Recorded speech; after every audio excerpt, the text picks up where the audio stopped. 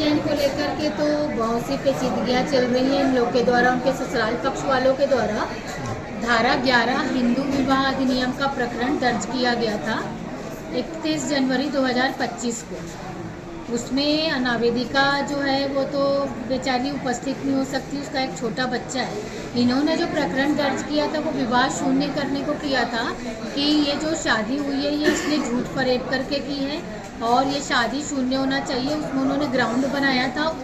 बाईगेमी मतलब द्विविवाह का। उनका ये कहना था कि भारती जो है वो विवाह के पूर्व एक और विवाह की थी जिसका उसने तलाक नहीं लिया था और बिना तलाक लिए एक विवाह के जीवित रहते हुए उसने दूसरा विवाह किया था। तो उसके बेस पे उन्होंने बाईगेमी के बेस पे धारा 11 लगाया था हिंदू विवाह अधिनियम में, जिसकी हमने जो उसमें जवाब देना था हमने जवाब देना उचित नहीं समझा। मैंने उसमें ऑर्डर 7 रूल 11 जिसको बोलते हैं CPC व्यवहार प्रक्रिया संहिता सिविल प्रोसीजर कोड, उसके अंतर्गत मैंने एक आपत्ति दर्ज की थी धारा आदेश 7 नियम 11 और उसके तहत हमने क्या किया था माननीय प्रधान न्यायाधीश कुटुंब न्यायालय में ये हमने एक अपना आपत्ति दर्ज किया था। उस आपत्ति में हमारे अपोनेंट थे राजकुमार तिवारी सर इसमें पैरवी किए थे और उसमें हमने ग्राउंड बनाया था जिसमें हमने ग्राउंड लिया था इसमें संविधान में हिंदू विवाह अधिनियम की धारा 2.2 ये बोलती है कि कोई भी अनुसूचित जनजाति की महिला या पुरुष उनके विरुद्ध हिंदू विवाह अधिनियम 1955 के अंतर्गत कोई भी प्रकरण दर्ज नहीं किया जा सकता। चूँकि आवेदक जो हैं इनके जो ससुराल वाले हैं उन्होंने धारा 11 हिंदू विवाह अधिनियम के अंतर्गत इसका विवाह शून्य का प्रकरण दर्ज किया था। माननीय न्यायालय के समक्ष हमारी आपत्ति थी। इसके अलावा हमने एक दूसरी आपत्ति में ये भी लगाया था कि संविधान का अनुच्छेद 366 का खंड 25 उसके अंतर्गत भी ये बात बोली गई थी कि यदि इनके विरुद्ध कोई प्रकरण लगाना है धारा 11 अगर उन्होंने लगाया है तो 366 का खंड 25 ये बोलता है कि इन्होंने जो प्रकरण दर्ज किया है इसमें इनको मतलब भारतीय संविधान के अंतर्गत या राजकीय मतलब जो राजपत्र जो गजट होता है गजट के तहत कोई भी ऐसा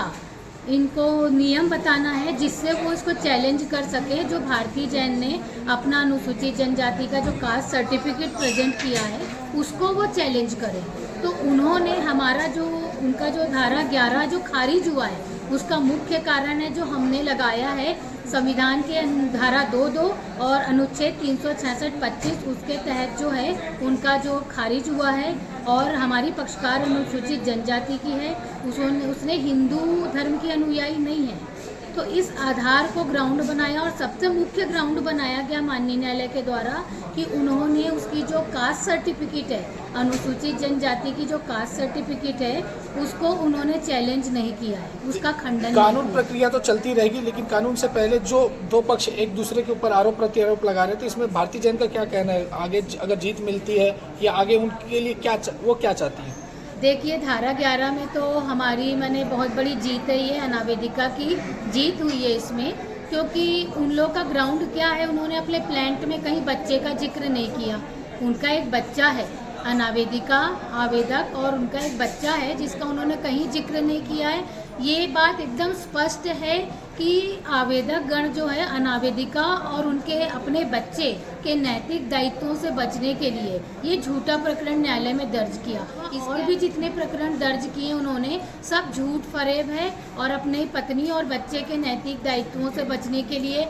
उसको पैसे देने से बचने के लिए उसको आर्थिक मदद से बचने के लिए ये सारे केस लगाए। हमको कोई फ़र्क नहीं पड़ता, हमारी धारा 11 में जो जीत हुई है इससे अगर वो हाई कोर्ट में भी जाते हैं हाई कोर्ट में भी वो जीत नहीं पाएंगे, इवन सुप्रीम कोर्ट में भी जाते हैं वहाँ भी नहीं जीत पाएंगे क्योंकि हमारा ग्राउंड एकदम पुख्ता है। जो ग्राउंड हमने बनाया में माननीय सर्वोच्च न्यायालय का हमने साइटेशन लगाया है, रूलिंग पेश की है तो और वो रूलिंग जो पेश की है आज तक ओवर रूल्ड नहीं हुई है। तो हमारा ये पूरा मानना है कि आगे निकट भविष्य में भी ये चाहे हाई कोर्ट चले जाएं सुप्रीम कोर्ट चले जाएं हमारे प्रकरण में कोई इसमें फ़र्क नहीं पड़ेगा। और हम आवेदिका की अनावेदिका की ओर से और भी बहुत से प्रकरण इसमें लगा रहे हैं, जैसे धारा 9 लगा रहे हैं, हमने मेंटेनेंस लगाया, 85 बीएनएस लगाया है और डोमेस्टिक वायलेंस अभी फाइल करने वाले। तो हमारे पक्ष में कहीं कोई कमी नहीं आएगी और हम कानूनी तौर पे हर फील्ड में जीत पाएंगे और अनावेदिका को न्याय दिलाएंगे।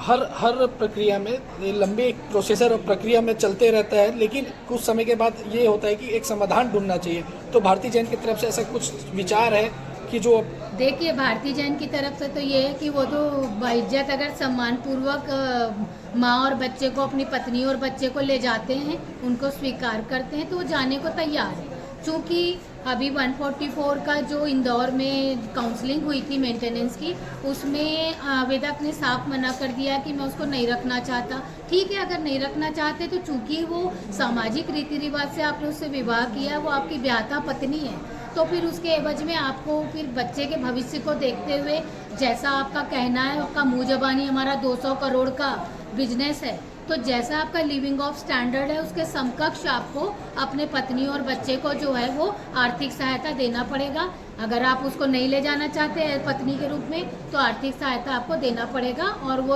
आर्थिक सहायता लेके कोई अपना बच्चे के लिए छोटा मोटा काम शुरू करेगी और अपने बच्चे का भविष्य संभालेगी।